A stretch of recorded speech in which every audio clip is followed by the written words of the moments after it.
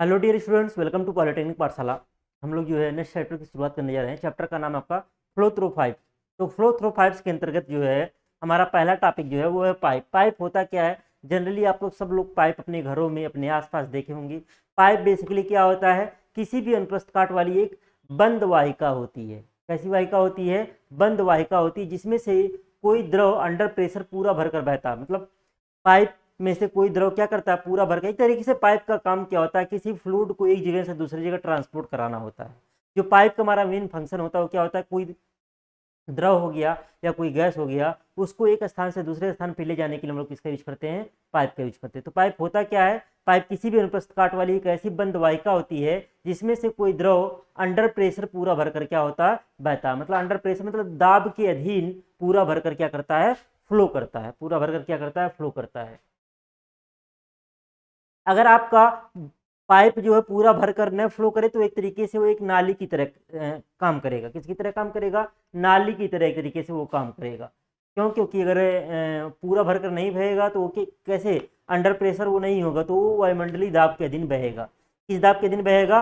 वायुमंडलीय दाब के अधीन बहेगा। क्यों? क्योंकि उसके ऊपर जो दाब आपका अप्लाई होगा वो कैसा होगा? एटमॉस्फेरिक प्रेशर अप्लाई होगा, अगर आपका पाइप पूरा भरकर फ्लो नहीं कर रहा है तो हम बात करते हैं टाइप्स ऑफ पाइप की। पाइप हमारे कितने प्रकार के होते हैं? तो पाइप बेसिकली अगर हम लोग बात करें अनुप्रस्थ काट के आधार पे तो दो टाइप के होते हैं, एक वृत्ताकार काट वाले पाइप और एक आयताकार काट वाले पाइप। तो यहाँ पे चित्र के माध्यम से दोनों दिखाया गया है। ये वृत्ताकार काट वाला पाइप है और दूसरा वाला आपका क्या है? दूसरा वाला आपका जो है आयताकार काट वाला पाइप। चैप्टर बहुत आसान है। अगर पिछले चैप्टर की चीजें आपको क्लियर है सारी चीजें तो आपको पढ़ने में मजा आएगा।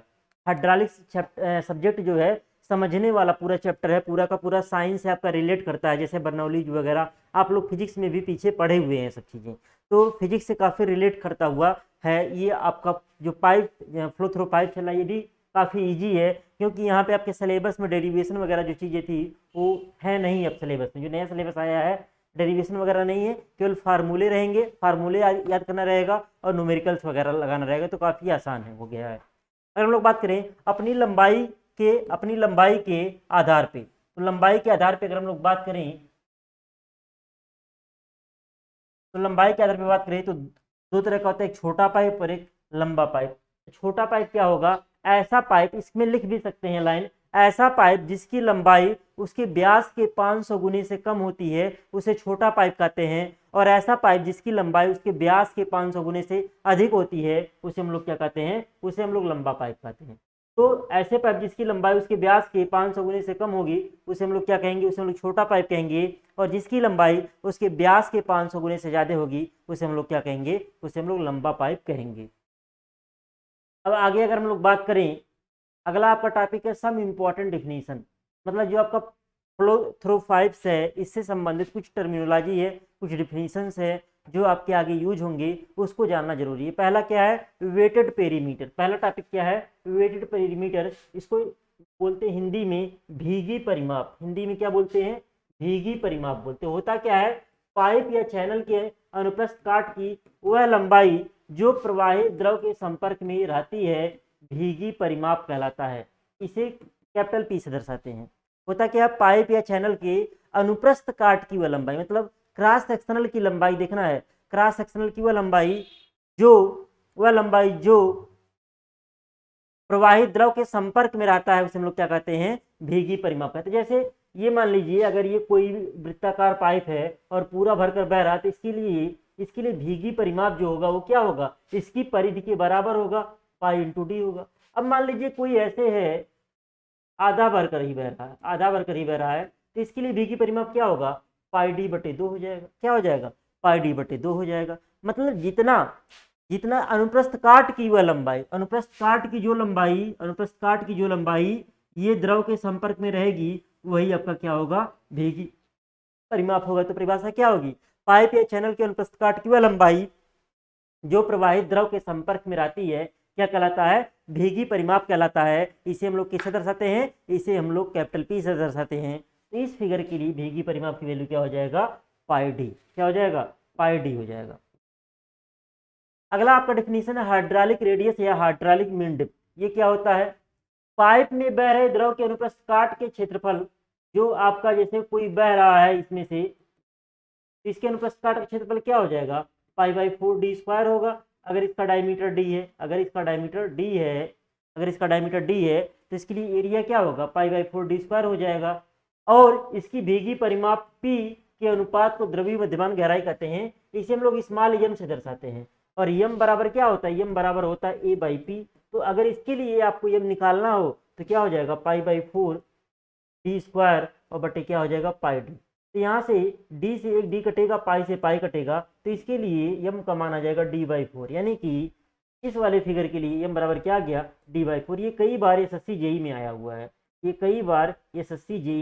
कि कोई सर्कुलर पाइप के लिए द्रव्य मध्यमान गहराई का मान क्या होगा। मतलब पूरा भरकर कोई पाइप, सर्कुलर पाइप में से कोई द्रव पूरा भरकर बह रहा है, तो इसके लिए द्रव्य मध्यमान गहराई या आपका द्रव्य त्रिज्या का मान क्या होगा, hydraulic radius, hydraulic mean depth का मान क्या होगा। इस फार्मूले की सहायता से हम लोग किसी के लिए भी निकाल सकते हैं जो जैसी कंडीशन दी रही हो। तो होता क्या है कि द्रव्य मध्यमान गहराई क्या होता है, ma/p होता है। किसी पाइप में बह रहे द्रव के अनुप्रस्थ काट के क्षेत्रफल a तथा इसकी भीगी परिमाप p के अनुपात को हम लोग क्या कहते हैं, द्रव्य मध्यमान गहराई कहते हैं। अब अगर हम लोग आगे बात करें, यहाँ पे देखिए लिखा गया है, इसे m से दर्शाते हैं और इसका SI यूनिट क्या होता है, इसका SI यूनिट मीटर होता है। क्या होता है, मीटर होता है, क्योंकि एरिया का मीटर स्क्वायर और ये परिमाप है इसका यूनिट मीटर। m से m कट जाएगा तो इसका यूनिट क्या होगा, मीटर आपका होगा। तो हाइड्रोलिक मीन डेप्थ का फार्मूला जो हो जाएगा, m बराबर क्या होगा, a/p। अब विभिन्न प्रकार के सेक्शन के लिए आपका m निकाला गया है। विभिन्न प्रकार के सेक्शन के लिए, जैसे आपका वृत्ताकार काट वाला सेक्शन है, तो इसके लिए m बराबर क्या होगा, a/p रखेंगे, π/4d² इंटू πd। तो एक d से d कटा, पाई से पाई कट गया, तो m का मान क्या आ गया, m का मान आ गया d/4।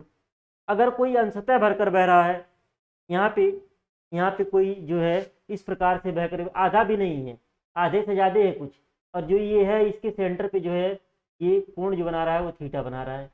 कोण कितना बना रहा है, थीटा बना रहा है। तो m बराबर क्या होगा, a/p। अब a का मान क्या होगा, ये क्या है, ये वृत्त का एक खंड है, एक तरीके से ये वृत्त का एक खंड है। और इसका क्षेत्रफल क्या होगा, इसके क्षेत्रफल का फार्मूला होता है r²/2 theta minus sine theta. क्या होता है, थीटा जो ये लिखा गया ना, ये रेडियन में है, किसमें है, रेडियन में है। थीटा जो लिखा गया है वो रेडियन में लिखा गया, थीटा माइनस साइन। तो थीटा की जो भी वैल्यू होगी उसमें π/180 से गुणा कर देंगे तो रेडियन में वैल्यू होगी। तो theta minus sine theta upon क्या है, आर थीटा। तो m बराबर इसके लिए, क्योंकि p का मान यहाँ पे आर थीटा है, p का मान, a का मान तो ये हो गया ऊपर वाला अंश वाला, और p का मान ये क्या है, एक तरीके से चाप है। चाप बराबर क्या होता है, कोण गुणे त्रिज्या होता है। कोण का मान थीटा है और त्रिज्या क्या आर। तो यहाँ पे भी थीटा किसमें है, रेडियन में ही है, तो बटे आर थीटा। इसको सॉल्व करने पे क्या आ जाएगा, r/2, क्योंकि एक r से r कटेगा तो r/2 और थीटा बटे थीटा हो जाएगा 1 और माइनस क्या हो जाएगा, साइन थीटा बटे थीटा। तो ये हो गया m का मान किसके लिए, अंशतः भरे पाइप हेतु। मतलब आधे से ज्यादा या आधा से कम भरकर फ्लो हो रहा हो तो इस फार्मूले का यूज करके हम लोग निकालेंगे। आयताकार खुली चैनल के लिए, कोई खुली चैनल है तो इसके लिए क्या होगा। अब इसके लिए देखिए, अगर एरिया की अगर हम लोग बात करें तो एरिया क्या होगा, b इंटू एच होगा। और लेकिन इसकी भीगी परिमाप क्या होगा, ये b और इधर एच है और इधर एच है, तो b + 2h हो जाएगा। भीगी परिमाप क्या होगा, b + 2h। तो क्या हो जाएगा, b गुणे h अपान b + 2h हो जाएगा। कोई वर्गाकार है, वर्गाकार पूरे भरे पाइप के लिए, तो यहाँ पे पूरा भरकर कोई वर्गाकार पाइप बह रहा है, तो m बराबर a/p और a का मान हो जाएगा b² और p का मान क्या होगा, 4b। इसके लिए जो पेरीमीटर आपका होगा, तो एक साइड का मान b है, तो चारों साइड का योगफल जो होगा वो 4b के बराबर हो जाएगा।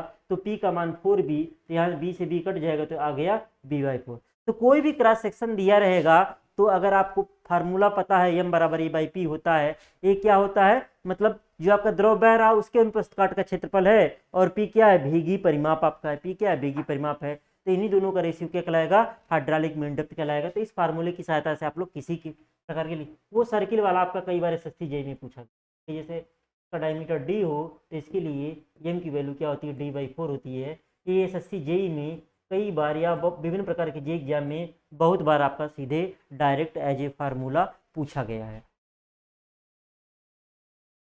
अब आगे अगर हम लोग बात करें हाइड्रोलिक ग्रेडियंट या हाइड्रोलिक स्लोप क्या होता है? हाइड्रोलिक ग्रेडियंट या हाइड्रोलिक स्लोप क्या होता है? जैसे यहाँ पे कोई पाइप है, ये कोई पाइप दिखाया गया है, ये कोई पाइप, ध्यान दीजिएगा, ये कोई पाइप दिखाया गया है।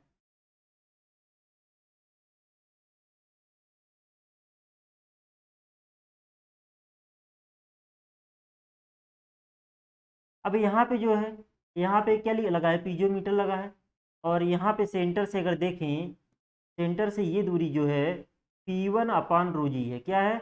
P1/ρg है।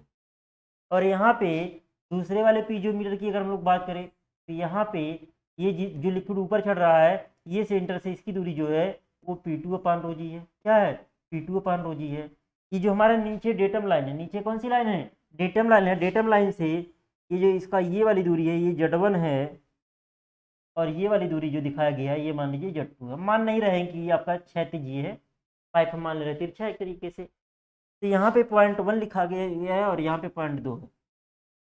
और यहाँ पे देख रहे हैं, जाहिर सी बात है, जब आपका फ्लो होता है, जब आपके किसी पाइप से फ्लो होगा, फ्लो मान लीजिए इधर से इधर की ओर हो रहा है, तो 0.1 पे जो प्रेशर की वैल्यू होगी 0.2 से ज़्यादा होगी। क्यों? क्योंकि जैसे जैसे फ्लो आगे बढ़ता होता जाता है, घर्षण के कारण कुछ हानि होती है, और वही घर्षण के कारण जो हानि हो रही है, जो हेड लॉस हो रहा है, head loss due to friction, वो क्या है? आपका HF। अभी आगे इसके लिए फार्मूला भी लिखा गया है, क्योंकि आपके सिलेबस में डेरिवेशन नहीं केवल फार्मूला है, तो फार्मूला आगे लिखा गया, ये HF है। क्या है? HF है ये। और ये यहाँ पे देख रहे हैं एक कोण, ये कोण आपका एक बन रहा है, यहाँ पे क्या बन रहा है? एक कोण बन रहा है। इस कोण का मान क्या है? इस कोण का मान आपका I है। इस कोण का मान क्या है? I है। और ये आपका है L, यानी इन दोनों पीजोमीटर के बीच की दूरी क्या है? L। ये फिगर समझ में आ रहा है? तो हाइड्रोलिक स्लोप जो होता है, I बराबर वो क्या होता है? HF/L के बराबर होता है। I बराबर क्या होता है? HF/L होता है। ध्यान समझिएगा, I बराबर क्या होता है? HF/L होता है। इसी को हम लोग बोलते हैं हाइड्रोलिक स्लोप। इसी को क्या बोलते हैं? Hydraulic slope. तो यहाँ से अगर हम लोग परिभाषा देखें, तो घर्षण के कारण शीर्ष हानि, HF क्या था? घर्षण के कारण शीर्ष हानि था। तो घर्षण के कारण शीर्ष हानि HF तथा पाइप की लंबाई L के अनुपात को कितनी लंबाई में हम निकाल रहे हैं, शीर्ष हानि कितनी लंबाई के लिए ले रहे हैं, तो कितनी लंबाई के लिए शीर्ष हानि ले रहे हैं, तो घर्षण के कारण शीर्ष हानि HF तथा पाइप की लंबाई L के अनुपात को द्रव्यीय ढाल कहते हैं, और इसे स्मॉल I से दर्शाते हैं। किससे दर्शाते हैं? स्मॉल I से दर्शाते हैं। तो हाइड्रोलिक स्लोप स्मॉल I बराबर जो हो जाएगा, वो हो जाएगा HF/L। I बराबर क्या हो जाएगा? HF/L। ये आपकी किसकी वैल्यू हो गई? हाइड्रोलिक स्लोप की वैल्यू हो गई। क्लियर है? अब देखिए अगला है Darcy equation for head loss due to friction. तो head loss due to friction के लिए अगर डार्सी इक्वेशन पूछेगा, आपके सिलेबस में कोई फार्मूला है, तो फिगर ऊपर वाला ही बनाएंगे। इसके लिए फिगर कौन सा बनाएंगे? इसके लिए फिगर यही वाला बनाएंगे। किस फार्मूले के लिए? डार्सी इक्वेशन जो आपका head loss due to friction, घर्षण के लिए, शीर्ष हानि के लिए जो आपका डार्सी का समीकरण है, उसके लिए फिगर आप क्या बनाएंगे? फिगर आप यही वाला बनाएंगे। फिगर आप यही बनाएंगे। इसी फिगर के लिए नीचे एक्सप्लेन किया गया है, हमने फिगर 2 बार नहीं लिया नोट्स में। इसके लिए फार्मूला क्या होता है HF का? HF बराबर होता है 4FLV²/2GD।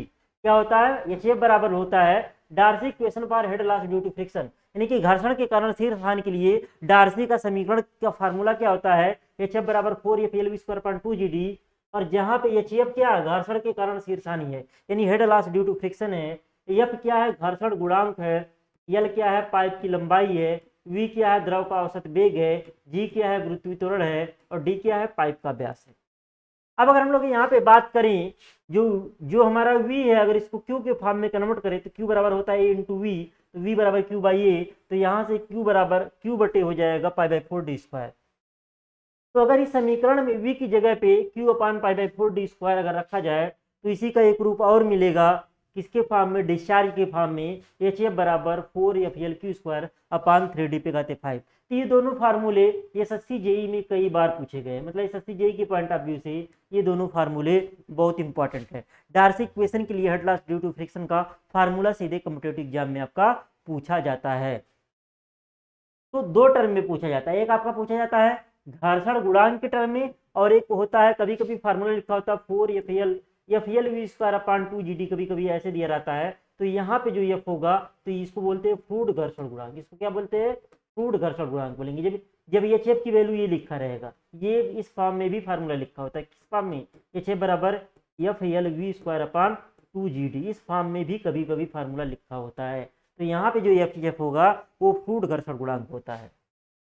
क्लियर है? लेकिन आपके सिलेबस में वो नहीं जाने से जेई में आता है, तो यहाँ पे अभी आपको यही फिलहाल जानना है। यहाँ एफ क्या है? आपका घर्षण गुणांक है।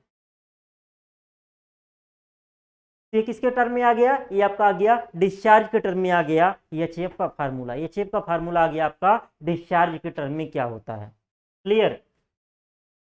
अब ऐसे ही चेजी फार्मूला देखिए, ये फार्मूले सीधे 5 नंबर में आएंगे।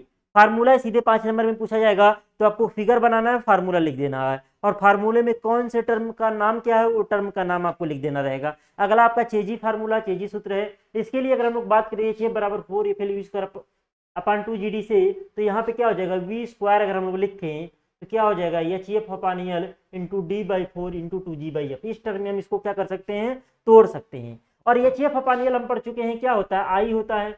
इसको हम लोग क्या बोलते हैं? हाइड्रोलिक ग्रेडियंट बोलते हैं। D/4 क्या होता है? यम होता है। हाइड्रोलिक मीन डेप्थ होता है। और अगर हम लोग बात करें √2G/F को हम एक कांस्टेंट मान लेते हैं, जिसे हम लोग चीजी कांस्टेंट कहते हैं। तो इस फार्मूले को हम लोग इस टर्म में भी लिख सकते हैं। किस फॉर्म में? V बराबर C√MI। इस टर्म में लिख सकते हैं V बराबर C√MI। इस टर्म में हमने उस फार्मूले को कन्वर्ट कर दिया, जहां पे C का मान F के मान पर निर्भर करता है। C का मान किस पे निर्भर करेगा? F के मान पर निर्भर करेगा। F का मान चेजी सूत्र व डार्सी समीकरण के लिए निम्न प्रकार है। नए पाइप के लिए जो F बराबर होगा 0.005 ब्रैकेट में 1 + 1/35D। ये फार्मूला आपको याद होना चाहिए। एग्जाम में आपका फार्मूला ही लिखने के लिए आ जाएगा। न्यूमेरिकल तो आता ही आता है, आपका फार्मूला ही 5 नंबर में पूछ लिया जाएगा, तो फार्मूला आपको पता होना चाहिए। अगला आपका पुराने पाइप की अगर हम लोग बात करें तो इसके लिए बराबर क्या होता है? 0.01 ब्रैकेट में 1 + 1/35D। तो दोनों नए पाइप के लिए और पुराने पाइप के लिए एफ की वैल्यू होती है। दोनों के लिए क्या होती है? एफ की वैल्यू होती है। तो इसके लिए नए पाइप के लिए एफ की वैल्यू क्या होगी? थोड़ी कम होगी, और पुराने के लिए एफ की वैल्यू क्या होगी? ज़्यादा होगी। तो ये चीज़ें आपको पता होनी चाहिए। मुख्य रूप से इस चैप्टर से डार्सी फार्मूला 5 नंबर में पूछ लेगा, ये चेजी फार्मूला ही 5 नंबर में पूछ लेगा। हाइड्रोलिक ग्रेडियंट पूछ लेगा, या हाइड्रोलिक मीन डेप्थ पूछेगा, तो ये सब चीज़ें, या हाइड्रोलिक रेडियस पूछेगा, ये सारी चीज़ें टिप्पणी लिखने के लिए 1 नंबर में पूछा जा सकता है। लेकिन डार्सी फार्मूला वन लिखने के लिए या चेजी फार्मूला लिखने के लिए सीधे सीधे आपका 5 नंबर में जो है पूछा जाता है। आगे अगर हम लोग और बात करें,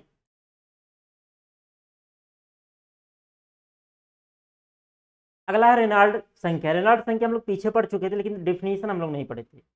हम लोग पीछे पढ़ चुके थे रेनॉल्ड संख्या, लेकिन हम लोग डिफिनीशन नहीं पढ़े थे। रेनॉल्ड नंबर होता क्या है? रेनॉल्ड ने प्रयोगों द्वारा यह ज्ञात किया कि रेनॉल्ड साहब थे, उन्होंने प्रयोग किया, प्रयोगों द्वारा यह ज्ञात किया कि तरल के प्रवाह का प्रकार, जो हमारा फ्लो होता है उसका प्रकार किस टाइप का होगा? वो लेमिनार होगा कि टर्बुलेंट होगा? वह जो होता पाइप के व्यास D, प्रवाहित तरल के घनत्व ρ, तरल के वेग V तथा तरल की श्यानता आदि घटकों पर क्या करता है? निर्भर करता है। श्यानता को यहाँ पे चाहे तो म्यू लिख लीजिए, म्यू ने नहीं लिखा है। तरल की श्यानता म्यू आदि घटकों पर क्या करता है? निर्भर करता है। इस आधार पर रेनॉल्ड साहब ने एक यूनिटलेस सूत्र दिया। यूनिटलेस मतलब जो फार्मूला है उसका कोई मात्रक नहीं होता है, एक यूनिटलेस सूत्र दिया जो कि एक संख्या को दर्शाता है। इसे हम लोग क्या कहते हैं? रेनॉल्ड नंबर कहते हैं। इसे हम लोग क्या कहते हैं? रेनॉल्ड नंबर कहते हैं। तो रेनॉल्ड नंबर आर्यन, इसको हम लोग आर्यन से दर्शाते हैं। आर्यन बराबर ρVD/μ। तो अगर हम लोग इसको अगर थोड़े रो को नीचे ले आए तो यहाँ पे लिख सकते हैं μ/ρ, और μ/ρ को हम लोग किस नाम से जानते हैं? न्यू नाम से जानते हैं। तो आर्यन बराबर आ गया VD/न्यू। न्यू यहाँ पे क्या है? Kinematic viscosity. बाकी सारे टर्म हमने परिभाषा में ही इंक्लूड कर दिए, बाकी सारे टर्म हमने परिभाषा में ही इंक्लूड कर दिया है। तो बहुत सिंपल है, आपके ये भी 5 नंबर में पूछा जा सकता है। रेनॉल्ड नंबर क्या होता है? तो रेनॉल्ड ने प्रयोगों के आधार पर यह ज्ञात किया कि तरल के प्रवाह का प्रकार जो होता है, पाइप के व्यास D, प्रवाहित तरल के घनत्व ρ, तरल के वेग V तथा तरल की श्यानता μ आदि घटकों पर निर्भर करता है। इस आधार पर रेनॉल्ड साहब ने एक यूनिटलेस सूत्र दिया जो कि एक संख्या को दर्शाता है। इस संख्या को हम लोग क्या कहते हैं? रेनॉल्ड नंबर कहते हैं। रेनॉल्ड नंबर का फार्मूला आपका होता है ρVD/μ। क्या होता है फार्मूला? ρVD/μ। या इसको और तोड़ेंगे तो आपका ये VD/न्यू के टर्म में आपका आ जाएगा। दोनों आपके फार्मूले आपके एग्जाम में, कम्पिटेटिव लेवल एग्जाम में इससे भी क्वेश्चन पूछे जाते हैं। अगर हम लोग बात करें अब आर्यन से किसी द्रव प्रवाह के लेमिनार फ्लो या टर्बुलेंट फ्लो होने के बारे में पता चलता है। मतलब कोई फ्लो लेमिनार होगा कि टर्बुलेंट फ्लो होगा, ये किसकी सहायता से पता चलेगा, ये आर्यन की सहायता से पता चलेगा। बहुत सारे न्यूमेरिकल्स आ जाते हैं, पूछता है कि फ्लो कैसा होगा, आपका लेमिनार फ्लो होगा कि टर्बुलेंट फ्लो होगा, तो उसके लिए हम लोग कुछ नहीं करते हैं, सीधे सीधे हम लोग आर्यन की वैल्यू कैलकुलेट करते हैं। अगर आर्यन का मान 2000 से कम आता है तो फ्लो जो होता है लेमिनार फ्लो हो जाता है। अगर आर्यन का मान 2000 से ज़्यादा आता है तो आपका उस केस में टर्बुलेंट फ्लो हो जाता है। और अगर आर्यन का मान 2000 से 4000 के बीच में आता है तो उसे हम लोग ट्रांजिशन फ्लो कहते हैं। यानी कि प्रवाह के बारे में जानकारी नहीं रहती है कि प्रवाह हमारा लेमिनार है कि प्रवाह हमारा टर्बुलेंट है। क्लियर।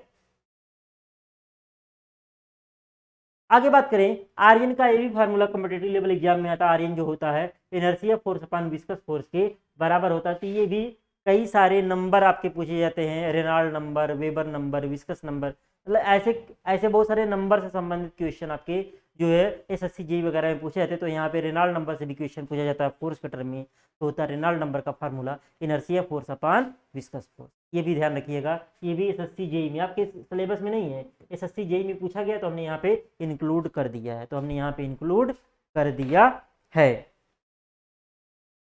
अब अगर हम लोग बात करें, अगला आपका टॉपिक है साइफन। बहुत इंटरेस्टिंग टॉपिक, आप लोग इसका प्रैक्टिकल एग्जाम्पल भी देखे होंगे। जैसे साइफन बेसिकली होता क्या है, मतलब ये एक ऐसा पाइप होता है जिसमें हम लोग हाई हाई हेड से लो हेड की तरफ हम लोग कोई फ्लूइड ले जाना हो, कोई द्रव ले जाना हो तो उसको आसानी से ले जा सकते हैं। बीच में मान लीजिए जैसे है क्या, यहाँ पे कोई द्रव है थोड़ा सा हाई लेवल पे है, बीच में कोई पहाड़ी है, बीच में क्या है कोई पहाड़ी है, और यहाँ पे दूसरा एक टंकी है। तो इस पहाड़ी से यहाँ पे पानी ले जाना है, तो क्या कर रहे हैं, यहाँ पे हम लोग जो है एक पाइप यहाँ लगा दे रहे हैं, इस पाइप को ऐसे ले जा रहे हैं और यहाँ ले जाके जोड़ दे रहे हैं, तो पानी यहाँ से फ्लो करेगा और अपने आप यहाँ से यहाँ आएगा। अपने आप ऐसे नहीं आएगा, एक काम करना पड़ेगा, यहाँ पे करना क्या पड़ेगा, इसके अंदर वैक्यूम क्रिएट करना पड़ेगा, निर्वात पैदा करना पड़ेगा। निर्वात पैदा करने के बाद ऑटोमेटिक ये क्या होगा, पानी इधर से इधर फ्लो करने लगा। निर्वात पैदा करिए, या इसको जिस जिस भी द्रव को आपको इस प्रकार से ट्रांसफर करना है उस द्रव को पूरे पाइप में भर दीजिए, तब भी आपका हो जाता है। इसका एग्जाम्पल बहुत सारे लोग देखे होंगे। जैसे मैं बचपन में देखा था, जब गांव में जो है राशन वगैरह बढ़ता था, विशेष रूप से पहले गांव में बिजली नहीं हुआ करती थी, बहुत सारे गांव में, हमारे गांव में भी बिजली शायद 2014 में आया है। तो हम लोग हाई स्कूल में जो है लैंप से पड़े हुए थे, तो मिट्टी का तेल लाते थे कोटेदार के यहाँ से। तो होता क्या था, तो एक ड्रम रहता था कोटेदार के यहाँ, एक क्या रहता था, एक ड्रम रहता था, और हम लोग एक गैलन लेकर के जाते थे, हम लोग एक गैलन लेकर के जाते थे।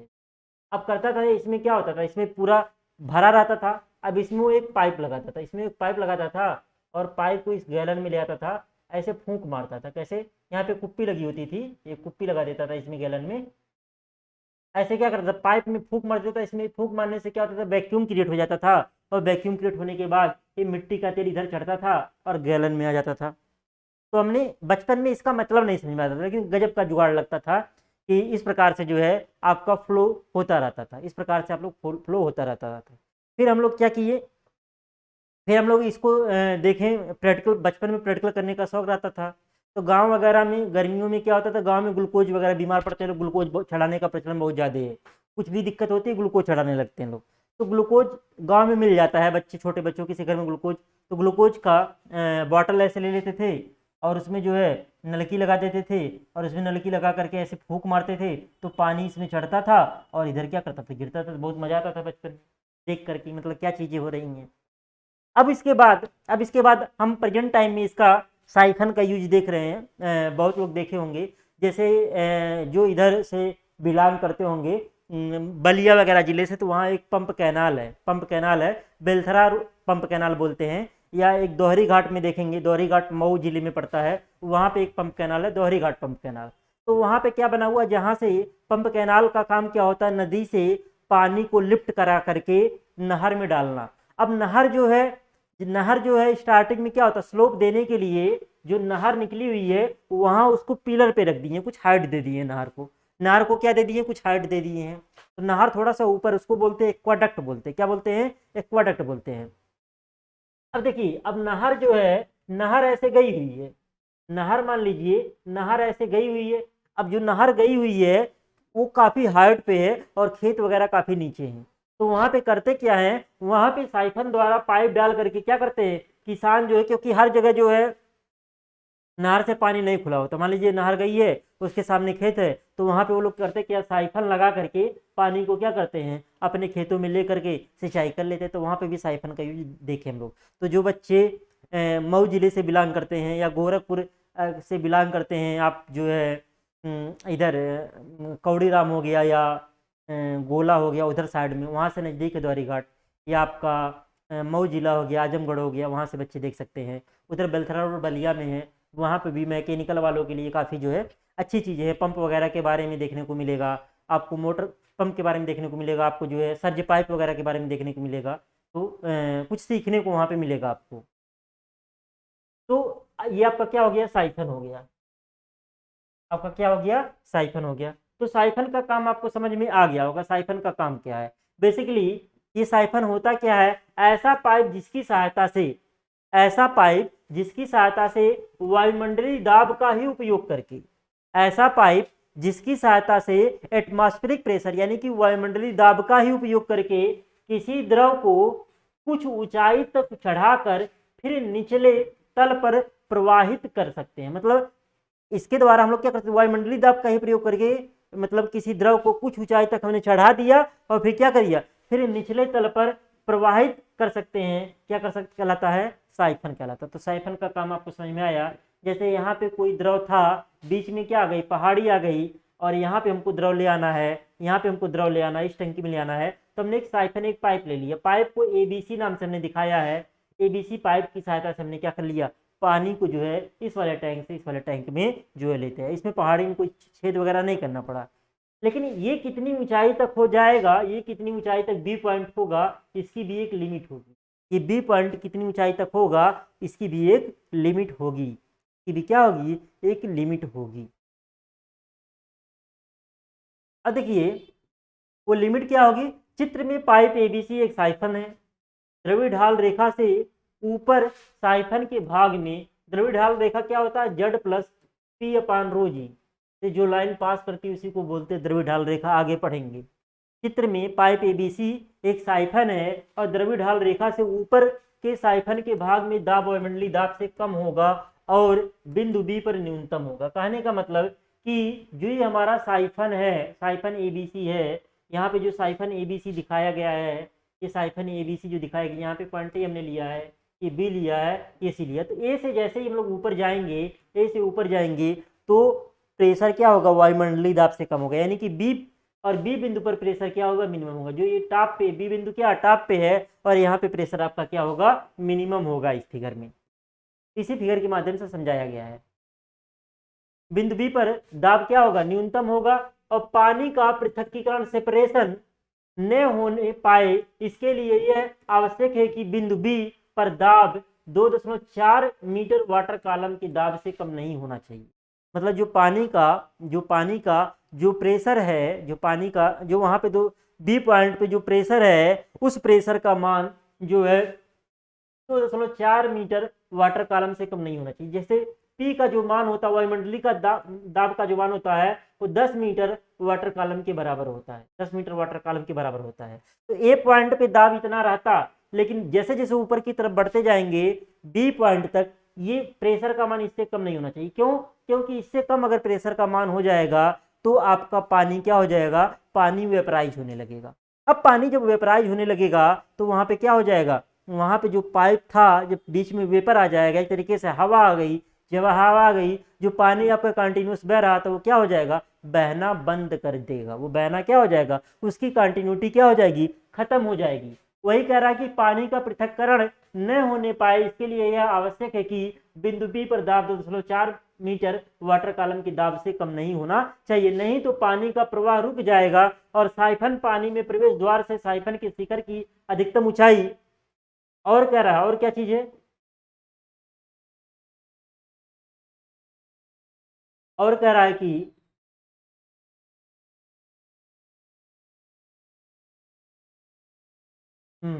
तो ये कह रहा कि साइफन पाइप में प्रवेश द्वार से साइफन के शिखर की अधिकतम ऊंचाई, प्रवेश द्वार से अधिकतम ऊंचाई 10 मीटर जल शीर्ष के बराबर होनी चाहिए।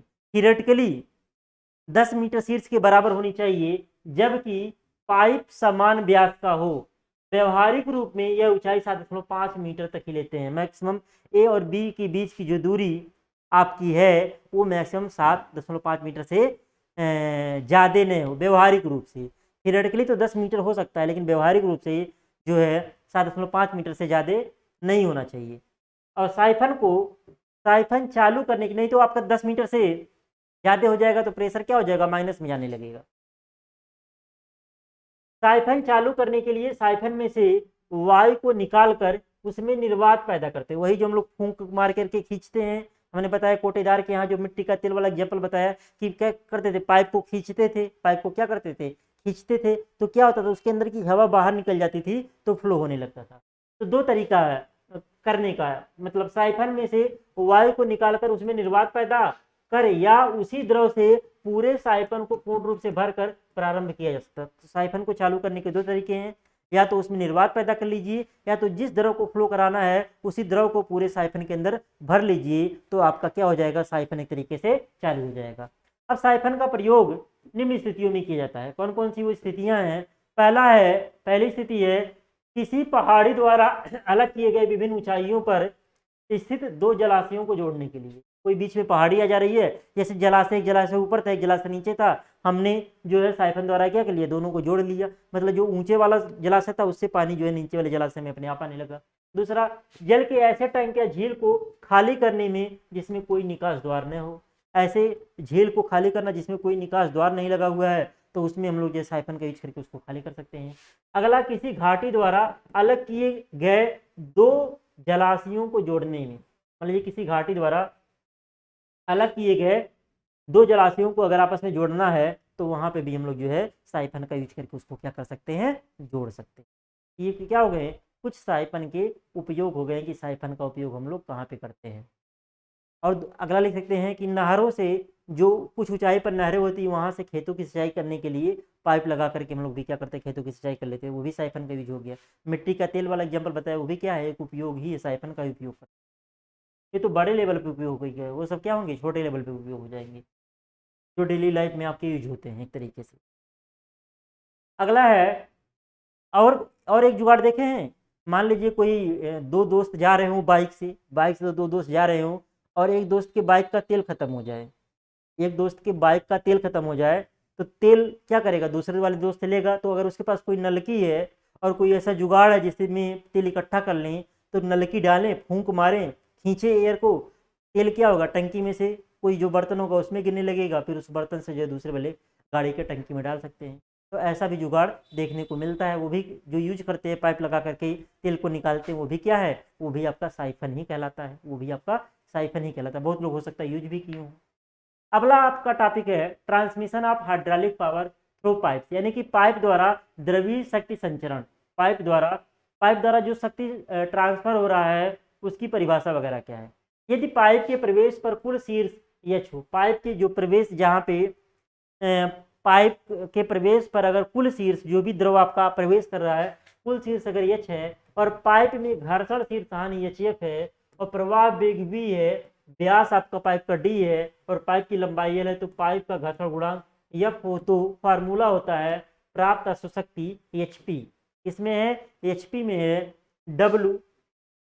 डब्लू पाई डी पे घाते पाई डी स्क्वायर बटे 300 और एच वी, और यहाँ पे 4 एफ एल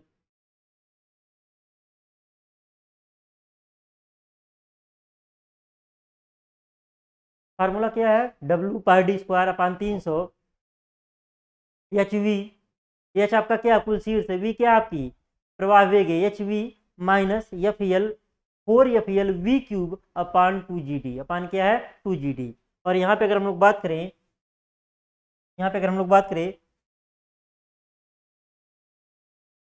तो एचपी के अधिकतम मान के लिए वी के सापेक्ष, एचपी के अधिकतम मान के लिए वी के सापेक्ष अवकलन का शून्य होना चाहिए। मतलब एचपी के अधिकतम मान के लिए जैसे कोई इक्वेशन है ना, तो dy बाई डी एक्स अगर जीरो होगा तो मैक्सिमम मिनिमम अगर आप लोग पढ़े होंगे तो रिलेट कर पा रहेंगे। तो एचपी के अधिकतम मान के लिए v के सापेक्ष अवकलन का मान शून्य होना चाहिए, यानी कि D H P upon D V, D H P upon D V, V के सापेक्ष D H P upon D V equal to zero होना चाहिए। और D H P upon D V का मान क्या होगा, इसका अगर अवकलन करें तो क्या हो जाएगा, H minus H minus H minus ये 3v के सापेक्ष हम लोग कर रहे हैं, एच माइनस 3, और क्या हो जाएगा, ये 3 आगे आ जाएगा, ये सब कांस्टेंट एक तरीके से है, तो 4fl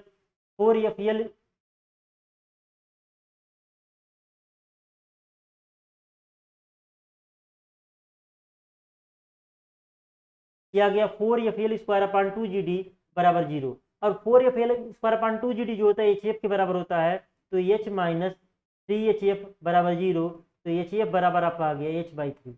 यानी कि जो ट्रांसमिशन एफिशिएंसी होता है, ट्रांसमिशन एफिशिएंसी जो होता है उसका फार्मूला जो होता है capital H minus H F upon H, और यहाँ से अगर हम लोग बात करें एफिशिएंसी मैक्सिमम के लिए एच एफ का मान h/3 होना चाहिए। तो यहाँ पे इस वाले इक्वेशन में एच एफ का मान रखेंगे, एच एफ का मान रखने पे आपका एफिशिएंसी जो हो जाएगा 66.67%।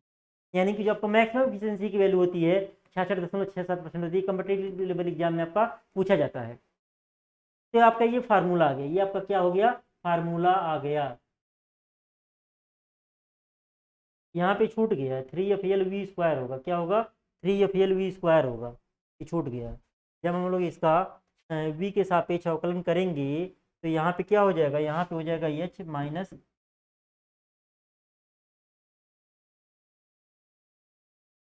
ये हो जाएगा h माइनस, इसका करेंगे जैसे 4x हो तो इसका क्या होता है अवकलन 4 हो जाएगा, उसी तरीके से h हो गया है, माइनस इसका करेंगे तो 3 आगे आ जाएगा, फिर बचेगा क्या 4FLV स्क्वायर हो जाएगा, यहाँ पे v स्क्वायर रहेगा अपॉन 2gd, और इसी का वैल्यू क्या होता है, इसी का वैल्यू होता है h माइनस 3hf लिखा इक्वल टू 0, तो hf बराबर h/3। यानी कि मैक्सिमम मान के लिए, एफिशिएंसी की मैक्सिमम मान के लिए hf का मान जो होगा, जो head loss due to friction का मान होगा कैपिटल H/3 के बराबर होगा। अब यही वैल्यू एफिशिएंसी के फार्मूले में लग दें, एफिशिएंसी क्या होगा, आउटपुट अपॉन इनपुट। जो आउटपुट पे आपकी एनर्जी है h माइनस hf है, इनपुट पे एनर्जी क्या, टोटल एनर्जी h है, तो hf की वैल्यू रखेंगे h/3, तो यहाँ पे एफिशिएंसी का जो मान आ जाएगा वो 66.67, कितना मान आ जाएगा, 66.67% आपका एफिशिएंसी का मान आपका आ जाएगा निकल के। तो अगर हम लोग बात करें, अगला टॉपिक हमारा है वाटर हैमर। अगला टॉपिक आपका क्या है, आपका वाटर हैमर है। वाटर हैमर क्या होता है, इसका भी आप लोग जो है अपने घरों में भी इसका अनुभव किए होंगे, भले ही इसका नाम न जानते हो। जैसे घरों में पानी की सप्लाई हो रही है, कोई टोटी खोले हुए हैं और उससे पानी गिर रहा है आपका, अचानक से टोटी बंद कर दें तो होता है कि आप पाइप में एक ठक ठक की आवाज़ आती है, पाइप में क्या होता है, ठक ठक की आवाज़ आती है, तो वही आपका होता है वाटर हैमर। तो छोटा पाइप है, वेलोसिटी कम है, तो इसका उतना इफेक्ट देखने को नहीं मिलता है, लेकिन बहुत बहुत मोटे पाइप पे और जहाँ पे बहुत हाई प्रेशर पे कोई द्रव आपका जहाँ पे फ्लो करता है, तो वहाँ पे इसके जो है बहुत ज़्यादा दुष्प्रभाव देखने को मिलते हैं। तो इस नाते हम लोग वाटर हैमर की क्रिया को रिड्यूस करने के लिए जो हम लोग सर्ज पाइप या सर्ज टैंक वगैरह का यूज करते हैं, उसके बारे में भी आगे हम लोग पढ़ेंगे। सर्ज टैंक कहीं पे यूज करते हैं, कहीं पे हम लोग सर्ज पाइप का भी यूज करते हैं। तो अगर हम लोग बात करें वाटर हैमर, तो वाटर हैमर बेसिकली होता क्या है, यदि पाइप में प्रवाहित हो रहे द्रव को अचानक पाइप में लगे वाल्व को बंद करके रेस्ट कंडीशन में कर दिया। हमने बताया ना कि आपके घर में कोई पाइप, पानी से पाइप बह रहा, अगर वाल्व को अचानक से आप बंद कर दें, यदि पाइप में प्रवाहित हो रहे द्रव को अचानक पाइप में लगे वाल्व को बंद करके रेस्ट कंडीशन में कर दिया जाए, यानी कि उसको विरामावस्था में कर दिया जाए, तो द्रव का वेग शून्य हो जाने के कारण, द्रव का वेग अचानक से शून्य हो जाने के कारण उसका संवेग भी नष्ट हो जाता है। जैसे आपका जो द्रव बह रहा था, द्रव्यमान उसका m था, वेलोसिटी उसकी v थी, v 0 हो गया, तो संवेग क्या हो गया, मोमेंट जो हो गया, मोमेंटम जो हो गया वो 0 हो गया, मोमेंटम जो हो गया वो 0 हो गया, संवेग भी क्या हो जाता है, नष्ट हो जाएगा, तथा वाल्व पर बहुत अधिक दाब, वाल्व पे क्या होगा, बहुत अधिक दाब पैदा हो जाएगा, और फिर क्या होगा, और फिर पाइप में जो होंगी द्रव तरंगे या कंपन धाराएं उत्पन्न हो जाएंगी, और फिर क्या होगा, पाइप में दाब तरंगे या कंपन धाराएं उत्पन्न हो जाएंगी। इन्हीं दाब तरंगों के कारण पाइप में ठक ठक जैसी ध्वनि सुनाई देगी। इन्हीं दाब तरंगों के कारण क्या होगा, बहुत आसान है, सिंपल है। यदि पाइप में प्रवाहित हो रहे द्रव को अचानक पाइप में लगे वाल्व को बंद करके विरामावस्था में ला दिया जाए तो द्रव का वेग शून्य हो जाने के कारण उसका संवेग भी शून्य हो जाएगा तथा वाल्व पर बहुत अधिक दाब पैदा होगा तथा फिर पाइप में क्या होगा, पाइप में दाब तरंगे या कंपन तरंगे उत्पन्न हो जाएगी। इन्हीं दाब तरंगों के कारण क्या होगा, फिर इन्हीं दाब तरंगों के कारण पाइप में ठक ठक जैसी ध्वनि शुरू होगी, जिसे हम लोग क्या कहते हैं, नॉकिंग कहते हैं। अभिखनन कहते हैं हिंदी में। नॉकिंग टर्म इजी है हिंदी की तुलना में, नॉकिंग कहते हैं। तथा प्रवाह के रुक जाने से पाइप में हुई एकदम दाब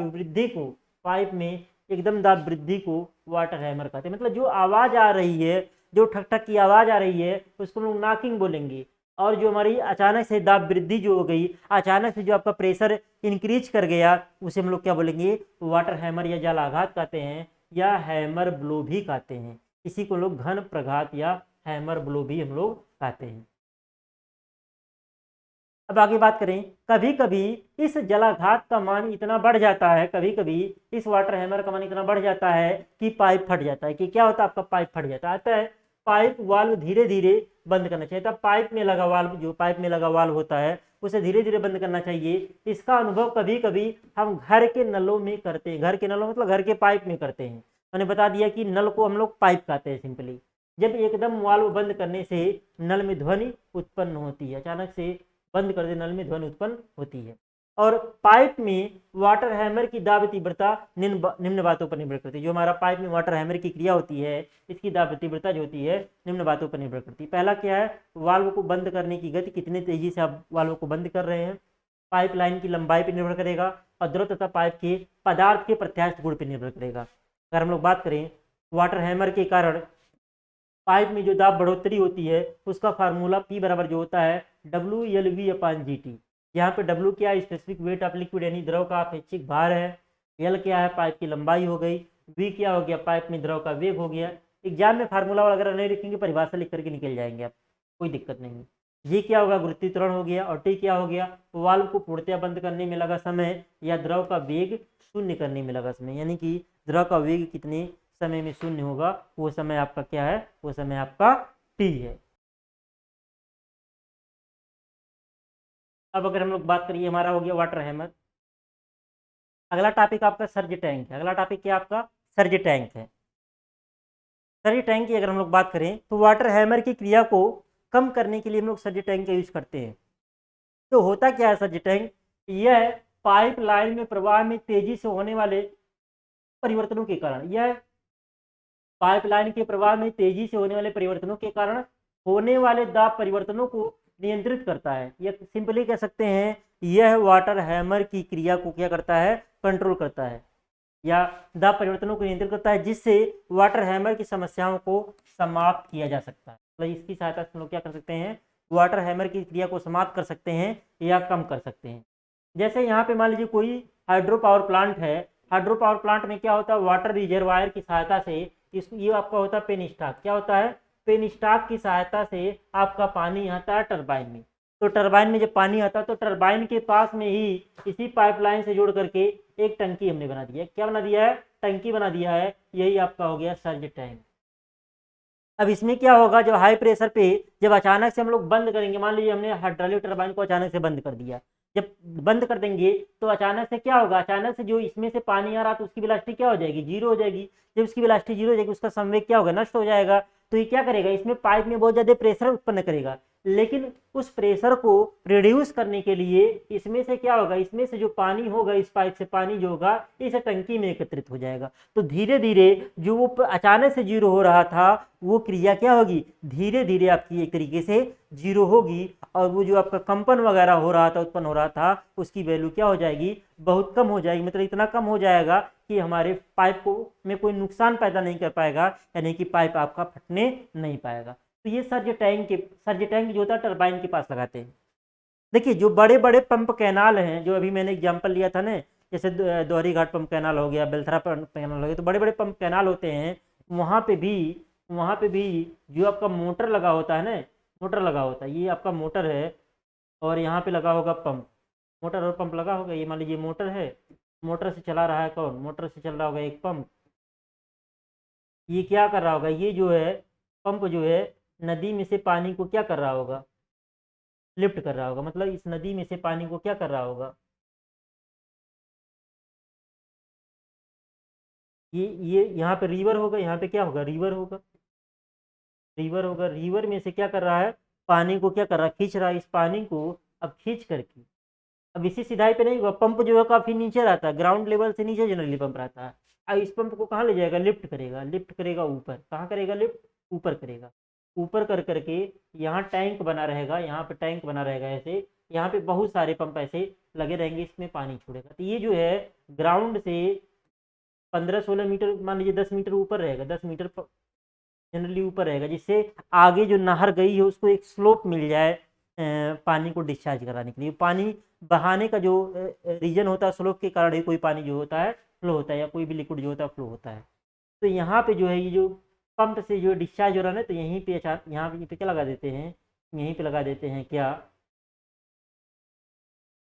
सर्ज पाइप लगा देते हैं। ये जो सर्ज पाइप का ये जो लेवल होगा, कि जो टंकी में पानी जा रहा है उसके लेवल से थोड़ा सा ऊपर की होगा, यहाँ लगा देते हैं, सर्ज पाइप लगा देते हैं। उसका भी काम वही होता है, वाटर हैमर की क्रिया को कंट्रोल, यहाँ पे सर्ज पाइप लगा देते हैं। जो मैं बता रहा हूँ ना, दौरी घाट पंप कैनाल, वहाँ पे जाएंगे तो वहाँ पे देखेंगे रेड रेड कलर का कई सारे 12 पंप है, तो 12 पाइप लगे हुए हैं आपके। तो ये ये पाइप क्या करेगा, ये प्रेशर को रिड्यूस करेगा। अचानक से मान लीजिए ये जो टंकी है इसमें पूरा कई सारे पंप चलेंगे, पानी भरा रहेगा। जब अचानक से पंप बंद होगा, जब अचानक से पंप बंद होगा तो इधर क्या होगा, देखिए पंप, पहली बात, लाइट अगर कट गई तभी पंप अचानक से बंद होता है।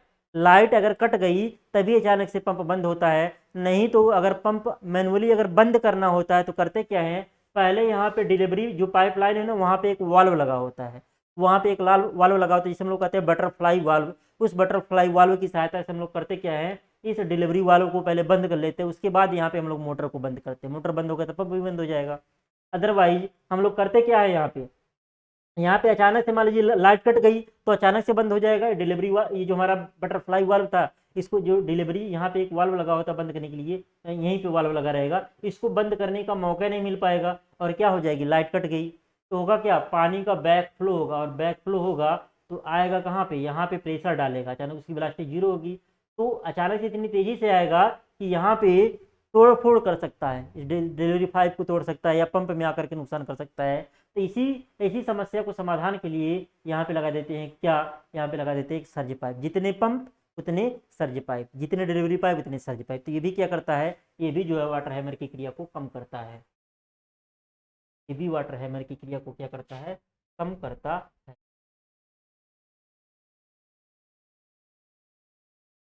तो ये आपका क्या हो गया, ये आपका हो गया वाटर हैमर। ये क्या हो गया, वाटर हैमर हो गया। तो वाटर हैमर का सॉरी सर्ज टैंक आपका हो गया। सर्ज टैंक का फंक्शन समझ में आया। यह पाइपलाइन के प्रवाह में तेजी से होने वाले परिवर्तनों के कारण होने वाले दाब परिवर्तनों को नियंत्रित करता है, जिससे वाटर हैमर की समस्या को समाप्त किया जा सकता है। जिससे हम लोग क्या करते हैं, वाटर हैमर की समस्या को समाधान करते हैं। ये वाटर टर्बाइन में आपका दिखाया गया है, यहाँ पे वाटर टर्बाइन में दिखाया गया।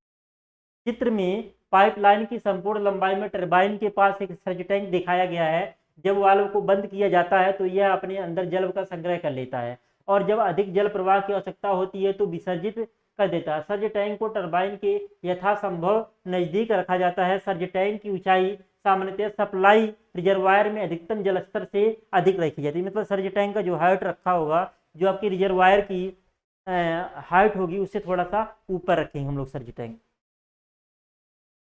अधिक रखा जाता है। सर्ज टैंक के दो प्रमुख कार्य हैं, सर्ज टैंक के दो कार्य हैं प्रमुख रूप से। पहला क्या है, पाइपलाइन के प्रवाह में तेजी से होने वाले परिवर्तनों के कारण, पाइपलाइन के प्रवाह में तेजी से होने वाले परिवर्तनों के कारण होने वाले दाब परिवर्तनों को नियंत्रित, होने वाले दाब परिवर्तनों को नियंत्रित करना। पाइपलाइन के प्रवाह में तेजी से होने वाले परिवर्तनों के कारण, जो पाइपलाइन के प्रवाह में तेजी से परिवर्तन होंगे उसके कारण दाब परिवर्तनों को नियंत्रित करना, जिससे जल आघात की समस्याओं को समाप्त किया जा सके।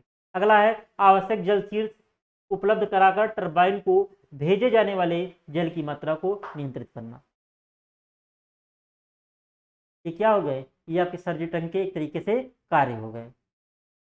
अगला आपका टॉपिक है एंकर ब्लॉक है। एंकर ब्लॉक क्या होता है, मान लीजिए कोई आपका ये पाइप है, ये पेन स्टॉक आपका गया हुआ है, ये पेन स्टॉक आपका गया हुआ है, तो पेन स्टॉक जैसे ये सब जमीन के मतलब अंदर अंदर ऐसे गया रहता है एक तरीके से, या जहाँ पे भी जैसे भी गया रहेगा, तो ऐसे मान लीजिए ऐसे मुड़ा हुआ है, ऐसे पानी का इतना प्रेशर इस पे होगा, एक तरीके से पानी का भार होगा, अगर इसको ऐसे हवा में रख देंगे ना, तो इसके टूटने की संभावना रहेगी, बेंड होने की संभावना रहेगी इस पाइप को। तो इसके लिए करते क्या है हम लोग, यहाँ पे आपको फ्रंट व्यू, सम्मुख दृश्य मतलब होता है फ्रंट व्यू, ये फ्रंट व्यू इसका है, और ये है टॉप व्यू, ये आपका क्या है, ये टॉप व्यू, ऊपर वाला टॉप व्यू है।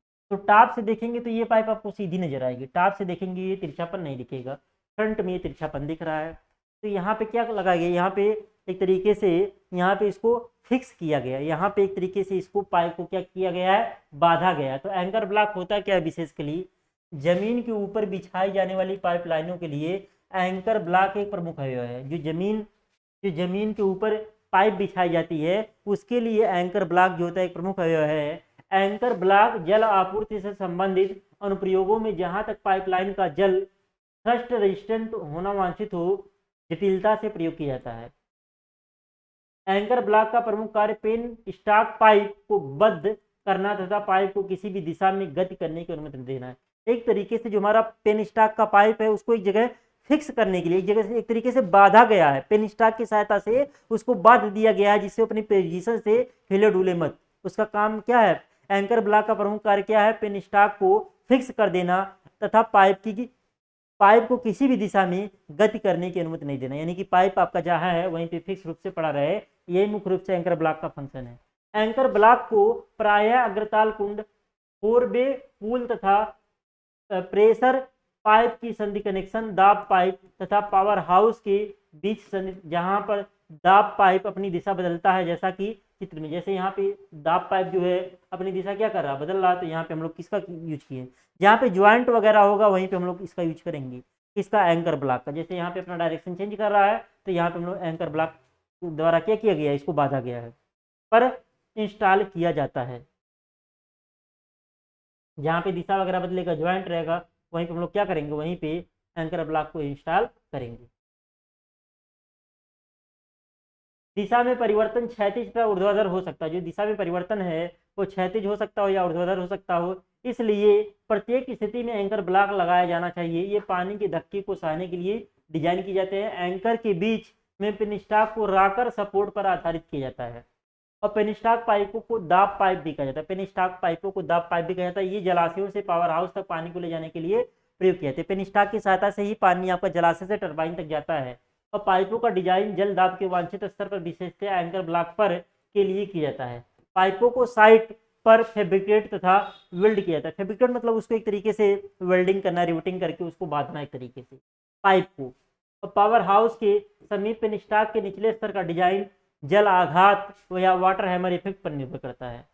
जो आपका जो आपका पेन स्टॉक के निचले स्तर का डिजाइन होगा वो वाटर हैमर पर निर्भर करेगा। जब किसी तकनीकी खराबी के कारण मशीन रुक जाती है अथवा वाल्व बंद कर दिया जाता है, तो बहता हुआ पानी बहुत अधिक ऊर्जा जनित करता है तथा एक जल तरंग पेन स्टॉक के भीतर क्या करता है, जल तरंग उत्पन्न करता है।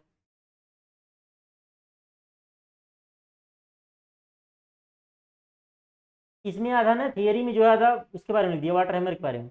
पेनस्टॉक के भीतर ऊपर की ओर चलती है, यह पेनस्टॉक में कार्यरत दाब की सबसे खराब स्थिति है। पेनस्टॉक की कार्यशैली को सुरक्षित बनाए रखने के लिए जल निकाय में एक सर्ज टैंक लगाया जाता है, जिससे अतिरिक्त दाब सर्ज टैंक द्वारा कहने का मतलब मेन आपका जो एंकर ब्लॉक है उसका काम क्या है कि जो आपका पाइप पेनस्टॉक वगैरह है उसको कहीं पे बेंड हो रहा है या कहीं पे आपका ज्वाइंट वगैरह आ रहा है, तो वहाँ पे एक तरीके से उसको सपोर्ट देना है, जिससे आपका जो पाइप है पेनस्टॉक वो दृढ़ता पूर्वक बद्ध हो सके और वो हिल डुले, मतलब उसमें कोई मूवमेंट न होने पाए। उसके लिए आपका किसका यूज किया जाता है, एंकर ब्लॉक का यूज किया। तो ये तो कहानी लिख दिया है बुक में जो है आधा, इसमें लाइन बढ़ाने के लिए सर्ज टैंक और वाटर हैमर के बारे में जिक्र कर दिया जाए। तो आपका ऊपर वाले पैराग्राफ तक ही एक तरीके से आपका एंकर ब्लॉक का है, नीचे एंकर ब्लॉक से कोई विशेष मतलब नहीं है, यहीं तक आप याद करिए।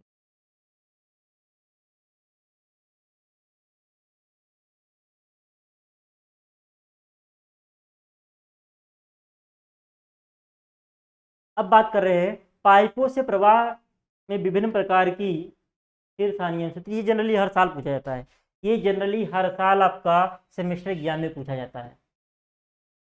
बहुत इंपॉर्टेंट है, मोस्ट इंपॉर्टेंट है, इस चैप्टर का सबसे इंपॉर्टेंट टॉपिक है। क्या है? घर से ये चार्ट पूछेगा, ये चार्ट आपको पूछेगा, फार्मूला करेगा कि पाइपों से प्रवाह में विभिन्न प्रकार की शीर्षानियों के का सूत्र लिखिए। विभिन्न प्रकार की शीर्षानियों का तो सूत्र केवल लिखना रहेगा। जैसे पहले लिखिए घर्षण के कारण शीर्षानी, तो ये एच बराबर 4FL² या FL²/3D पे कहते 5। आकस्मिक वर्धन के कारण शीर्षानी, आकस्मिक वर्धन क्या है? मान लीजिए कोई पाइप ऐसे था और अचानक से इसका डायमीटर क्या हो गया, अचानक से इसका डायमीटर बढ़ गया, तो ये आकस्मिक वर्धन हो गया। तो आकस्मिक वर्धन के कारण शीर्षानी, इसका फार्मूला HE इनलार्जमेंट क्या होता है? V1 माइनस V2 का होल स्क्वायर अपॉन 2G। आकस्मिक संकुचन के कारण शीर्षानी, मान लीजिए कोई पाइप का डायमीटर पहले ज़्यादा था, अचानक से डायमीटर क्या हो गया? कम हो गया, तो इसके कारण शीर्षानी क्या होगा? यहाँ पे V1, यहाँ पे देखिए, यहाँ पे V1 होगा, यहाँ पे V2 होगा, इसमें यहाँ पे क्या हो जाएगा? यहाँ पे V1 होगा, यहाँ पे क्या होगा? V2 हो जाएगा। तो कंट्रैक्शन के कारण क्या हो रहा? 0.5U²/2G, ये वाला मत लिखिएगा, ये वाला सीधे लिख दीजिएगा 0.5U²/2G। ऐसे ही पूरा चार्ट आपको याद रखना पड़ेगा, बहुत इंपॉर्टेंट है, सेमेस्टर एग्जाम में बार बार पूछा जाता है। आप चार्ट बना करके प्रैक्टिस कर लीजिएगा। जैसे हो गया पहला घर्षण के कारण शीर्षानी, H बराबर 4FL²/2GD। आकस्मिक वर्धन के कारण V1 माइनस V2 का होल स्क्वायर/2G। आकस्मिक संचलन के कारण 0.5U²/2G। बड़े पात्र से पाइप में प्रवेश पर, कोई बड़ा पाइप है, बड़े पात्र से मान लीजिए कोई टंकी है और यहाँ पाइप में प्रवेश कर रहा है, पाइप में प्रवेश पर HE बराबर 0.5U²/2G। निकास के कारण मान लीजिए किसी पाइप से पानी आपका क्या हो रहा है? अचानक से गिर रहा है, तो क्या हो जाएगा? V²/2G। रुकावट के कारण, कोई रुकावट आ गया, जैसे पाइप में से कोई बह रहा है, बीच में कोई रुकावट ऐसे आ गया है, बीच में कोई रुकावट आ गया है, उसके कारण क्या है? KV²/2G या KV²/2G सीधे लिख देंगे। दिशा परिवर्तन या मोड़ के कारण, इसके लिए भी KV²/2G। 90 डिग्री मोड़ के लिए K का मान 1 होगा। अब विभिन्न प्रकार की पाइप फिटिंग के कारण घर्षण जो होगा H बराबर KV²/2G। ये तो क्या हो गया? ये विभिन्न प्रकार की समस्याओं के कारण जो आपका शीर्षानी का फार्मूला आपका था। अब अगला टॉपिक आपका लास्ट टॉपिक है हाइड्रोलिक ग्रेडियंट लाइन या hydraulic slope line and total energy line. तो द्रव्य ढाल रेखा और संपूर्ण ऊर्जा रेखा, ये क्या होता है? जैसे मान लीजिए यहाँ पे कोई एक टंकी है, इस टंकी से इस टंकी में पानी आपका फ्लो कर रहा है, पानी फ्लो कर रहा है। यहाँ पे हमने डेटम लाइन मान लिया है, यहाँ पे क्या मान लिया? हमने डेटम लाइन मान लिया है। अब डेटम लाइन जो हमने माना है, यहाँ पे जो पहली टंकी है, यहाँ पे जो है पानी का लेवल है, पानी का लेवल है H1 है, पानी का लेवल है वो H1 है। और जो है इस टंकी से उस टंकी में पानी जा रहा है। तो यहाँ पे अगर हम लोग बात करें, एक यहाँ पे क्या लगा हुआ है? वेंचुरी मीटर लगा हुआ है, एक यहाँ पे वेंचुरी मीटर लगा हुआ है।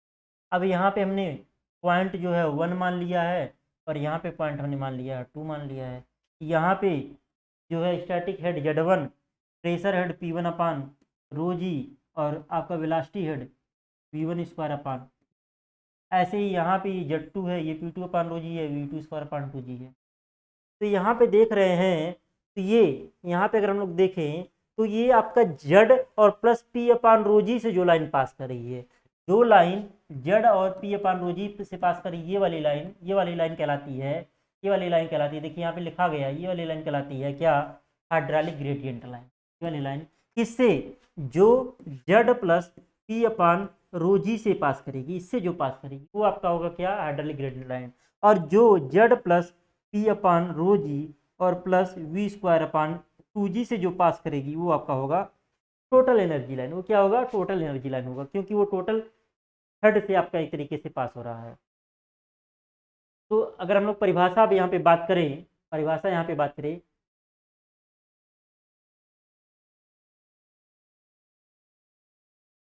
तो द्रव्य ढाल रेखा स्थैतिक शीर्ष तथा दाब शीर्ष के योग का रेखा चित्रीय प्रदर्शन है। तो आपका द्रव्य ढाल रेखा होता क्या है? ये स्थैतिक शीर्ष तथा दाब शीर्ष के योग का रेखा चित्रीय प्रदर्शन है। द्रव्य ढाल रेखा बराबर P/ρg प्लस Z का रेखा चित्रीय प्रदर्शन।